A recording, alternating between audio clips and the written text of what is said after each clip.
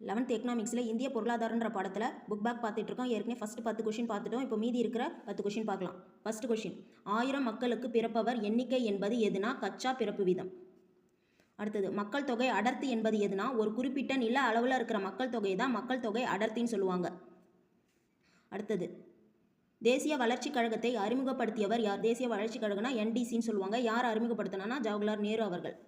அடுத்தது 14th question, காந்திய பொருளாதார சிந்தனையை தொடர்ந்து வலியுறுத்தியவர் யாருன்னு கேட்குறாங்க. காந்திய பொருளாதாரனாலே JC குமரப்பா, இவர் பச்சை காந்தின்னு சொல்லுவாங்க.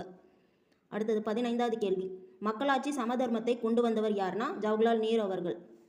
அடுத்தது 16th கொஷின், BR அம்பேத்கர் இந்திய பொருளாதார பிரச்சனைகளை இதன் அடிப்படையில் ஆராய்கிறார். எதுனா இந்திய ரூபாயின் சிக்கல்கள்.